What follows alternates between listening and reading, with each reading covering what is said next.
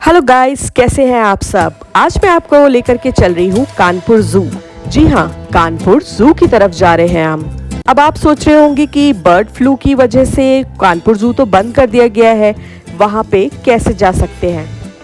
पर घबराइए नहीं, अगर आप कानपुर जू नहीं जा सकते तो हम आपको अपने वीडियो के जरिए दिखाते हैं कि कानपुर जू अंदर से कैसा लगता है और वहाँ के बर्ड्स और एनिमल्स कैसे हैं और कौन कौन से हैं। तो चलिए आज हम चलते हैं कानपुर जू की तरफ, जो कि नवाबगंज में सिचुएटेड है। कानपुर जू पहुंचने के लिए आपको सिंपली गूगल मैप ऑन करना है और यहाँ पे आप बहुत ही आसानी से पहुंच सकते हैं। कानपुर जू में गोरखपुर से एक शेर लाया गया था जिसका नाम था पटौदी, और ये काफी बीमार था और इसके अंदर काफी बर्ड फ्लू के सिम्टम्स भी पाए गए थे, तो जिसकी वजह से कानपुर जू में काफी ज्यादा बर्ड फ्लू फैल गया था। और इसके बाद काफी चेकिंग हुई, रिपोर्ट्स आई, जिसमें कि काफी एनिमल्स और बर्ड्स की रिपोर्ट नेगेटिव आई है।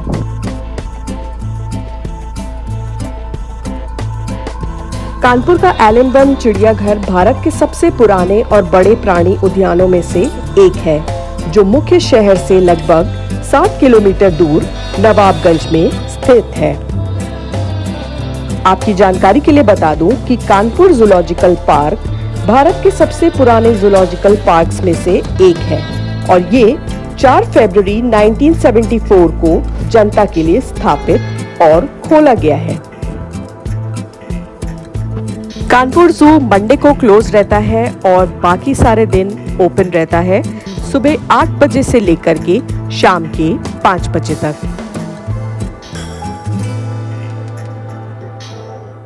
करीब 20 से 25 मिनट ट्रैवल करने के बाद हम पहुंच गए हैं कानपुर जू, और ये प्रेमाइसेस आप जो देख रहे हैं ये कानपुर जू का ही है। तो अब हम चलते हैं अपनी गाड़ी पार्क करने और टिकट लेने।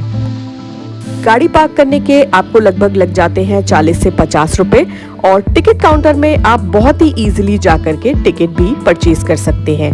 अडल्ट्स के लिए टिकट प्राइस है 70 रुपीज और बच्चों के लिए प्राइस है 30 से 40 रुपए। तो चलिए अब हमने कर लिया है कानपुर जू में एंट्री, और सबसे पहले आप स्ट्रेट अगर जाते हैं तो आपको ये झील दिखाई देती है। झील के पीछे पूरा घना जंगल है जहाँ पे सफारी कराई जाती है अलग से। सबसे पहले जब आप जू में एंटर करते हैं तो ध्यान रखिए कि खाने की चीजें तो अलाउड है, पर वाटर बॉटल्स प्लास्टिक की ना हो और प्लास्टिक का कोई भी सामान लेके जाना अंदर अलाउड नहीं है। थोड़ा आगे चलने पर आपको ये प्यारी प्यारी डक्स देखने को मिल जाएंगी, और उसके आगे अगर हम जाते हैं तो यहाँ पे ये एडवेंचर पार्क दिखेगा, जिसमें जिप लाइन, बर्मा ब्रिज और रोप से रिलेटेड और भी एक्टिविटीज रहती हैं। बच्चों के लिए यहाँ पे अलग झूले लगे हुए हैं।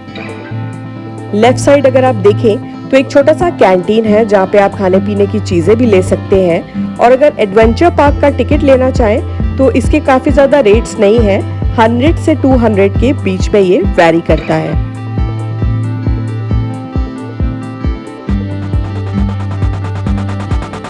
इस पेड़ पे आप देख सकते हैं इन्होंने टिकट प्राइस लिखा हुआ है।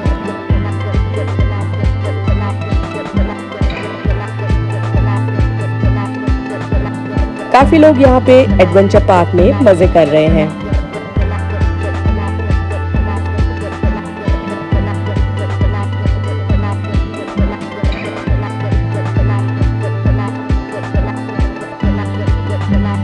चलिए अब चलते हैं थोड़ा सा आगे। इस केज में काफी छोटे छोटे लंगूर देखने को मिल रहे हैं। ये एक बड़ा सा अफ्रीकन रैट है।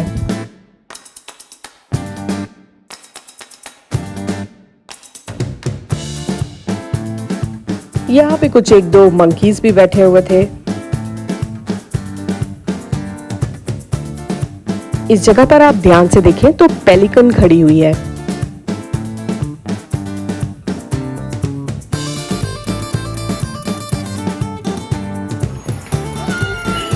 चलिए अब चलते हैं बर्ड आइवरी की तरफ। सो ये पूरा एरिया बर्ड्स को डेडिकेटेड है और कुछ इस तरह से यहाँ पे एक ब्रिज बना हुआ है जिसमें कि ये चेन से सजाया गया है। आसपास अगर आप देखते हैं तो बहुत सारी बर्ड्स आपको दिख जाएंगी, अलग अलग वैरायटी की, मोस्टली डक्स ही हैं।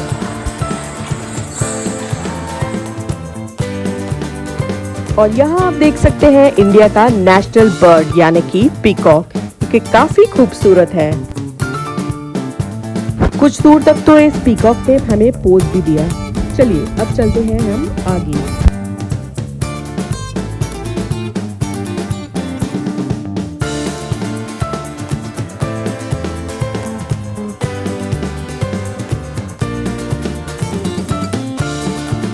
यहाँ पे भी अगर आप साइड में देखें तो वो बतख बैठी हुई है ब्लैक कलर की, सारी ब्लैक डक्स हैं।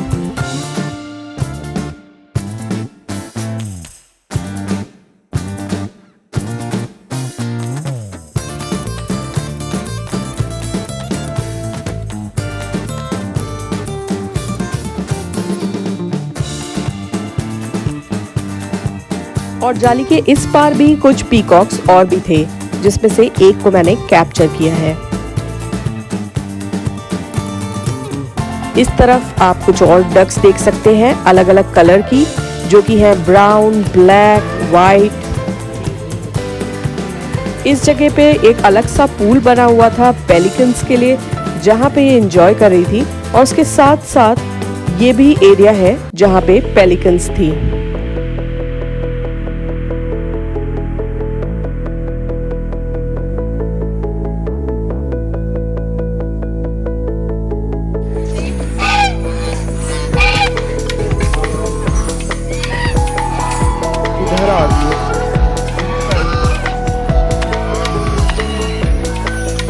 शायद आपको पता ना हो, पर कानपुर का चिड़ियाघर भारत के सबसे बेस्ट चिड़ियाघरों में से एक है।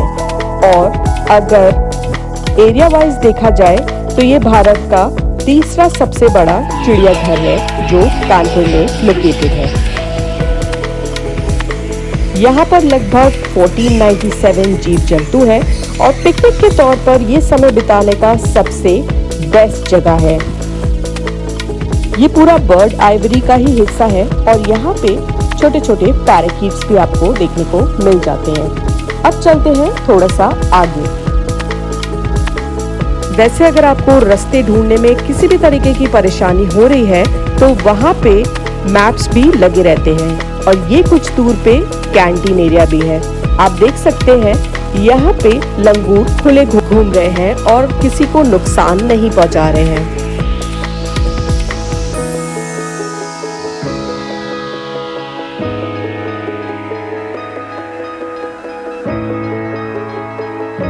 अगर आप जू में चलते चलते थक गए हैं तो थोड़ी थोड़ी दूर पे यहाँ पे बेंचेस भी इंस्टॉल करी गई हैं। आप उन पे बैठ के आराम कर सकते हैं, या फिर कुछ पेड़ों के आसपास चबूतरे भी बने हुए हैं, आप वहाँ पे भी बैठ सकते हैं। पर ध्यान रखें कि आसपास बंदर बहुत ज्यादा होते हैं, तो उनका ख्याल जरूर करें।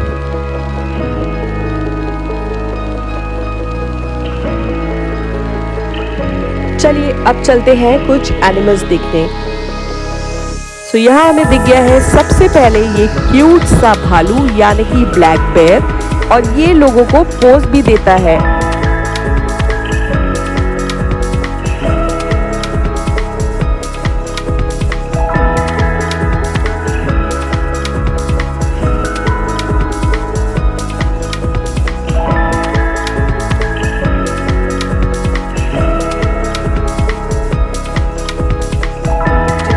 ये कैमरे में दिख रहा है उतना पास ये है नहीं। यहाँ पे जाली लगी हुई है और उसके बाद काफी डिस्टेंस दे करके भालू के रहने की जगह बनाई गई है।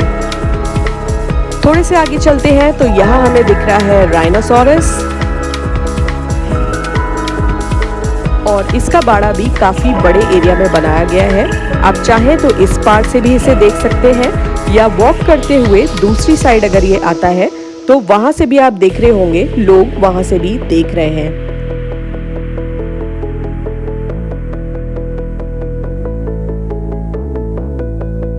ये कानपुर जू की मशहूर टॉय ट्रेन है जो कि कुछ साल पहले बंद कर दी गई थी एक हादसा होने की वजह से। हालांकि ट्रेन अभी भी वैसी की वैसे ही खड़ी हुई है। आप चाहें तो कुछ फोटोग्राफी कर सकते हैं। इसके आगे आप चलते हैं तो यहाँ पे काफी पुराने डायनासोर के स्टैचूज बने हुए हैं, पर उन पे चढ़ना मना है और ऐसा करने पे आपको जुर्माना लगेगा। और ये घूम रहा है बार्किंग डियर।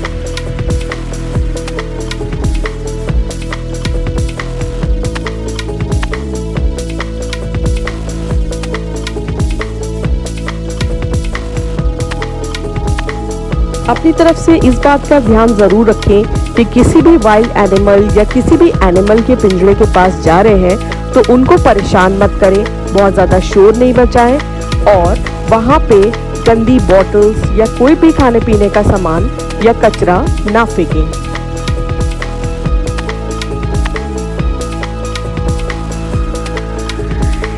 जंगल में आगे एक्सप्लोर करेंगे तो आपको यहाँ पे दिख जाएंगे हिरन। वैसे हर एक जू में सबसे ज्यादा दिखने वाला जानवर होता है हिरन, और वो भी अलग अलग वैरायटीज में। ये घूम रही है लोमड़ी।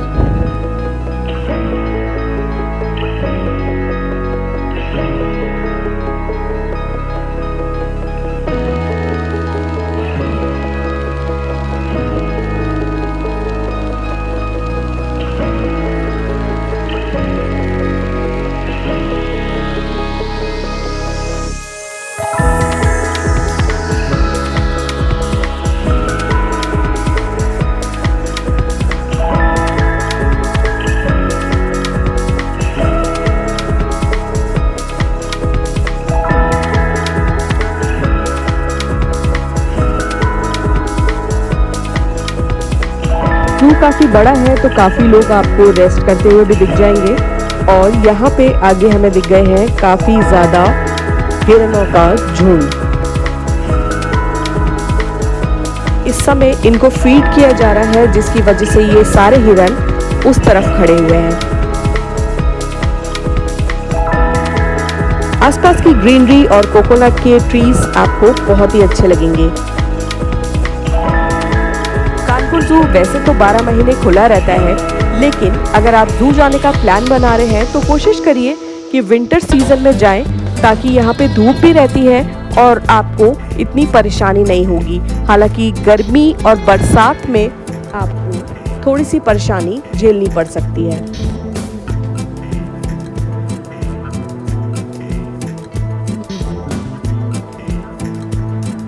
अगर चलते चलते थक गए हैं तो कुछ देर आप रेस्ट भी कर सकते हैं, और साथ ही यहाँ पे कुछ कुछ दूरी पे आइसक्रीम के ठेले भी मिल जाते हैं, तो आप अपने मनपसंद आइसक्रीम परचेज कर सकते हैं और एंजॉय कर सकते हैं। वैसे तो यहाँ पे खाने पीने की चीज़ें अलाउड हैं, लेकिन अगर आप कहीं पे बैठ के खाना खा रहे हैं तो ध्यान रखिए कि आसपास बंदर आपका खाना चुरा भी सकते हैं। जंगल के बीच में कुछ इस तरह से बेंचेस भी बनी हुई हैं, जहां पे आप कुछ देर रेस्ट कर सकते हैं।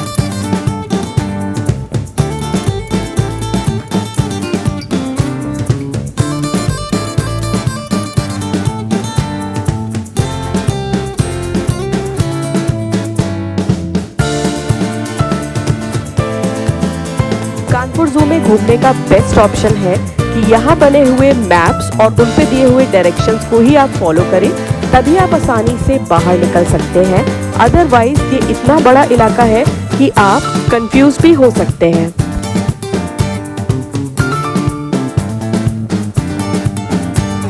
चलिए, काफी देर घूमने के बाद अब हम चल रहे हैं इस ओर, और यहाँ पे बना हुआ है एक छोटा सा ओवरब्रिज।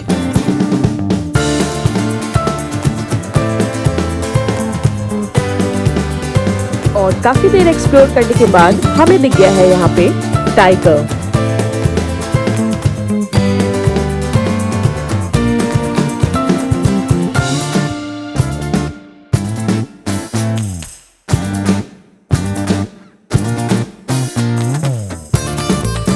और ये है व्हाइट टाइगर।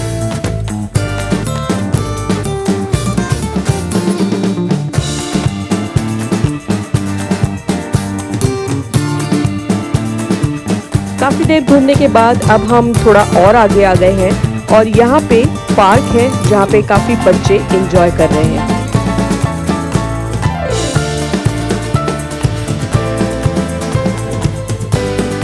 यहाँ पे कुछ क्यूट सी डक्स भी सो रही हैं, पर ध्यान रखें कि यहाँ के किसी भी एनिमल या बर्ड को अपनी तरफ से फीड नहीं करें, वरना ऐसा करने पर आपको जुर्माना लग सकता है।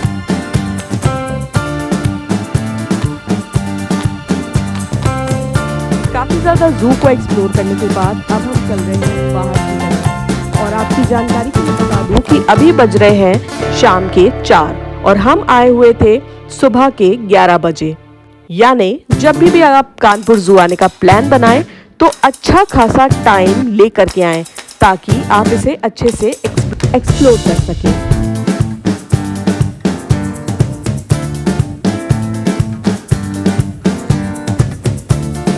जू में अगर आप सफारी एंजॉय करना चाहते हैं तो उसके लिए आपको एक सेपरेट डे आना होगा, क्योंकि एक दिन के लिए तो ये इम्पॉसिबल है। तो चलिए आज के लिए बस इतना ही और अब हम चलते हैं घर की ओर। वी आर होपिंग कि कानपुर जू जल्दी से रीओपन हो जाए और यहाँ पे जितने भी एनिमल्स और बर्ड्स हैं उनकी रिपोर्ट नेगेटिव आ जाए।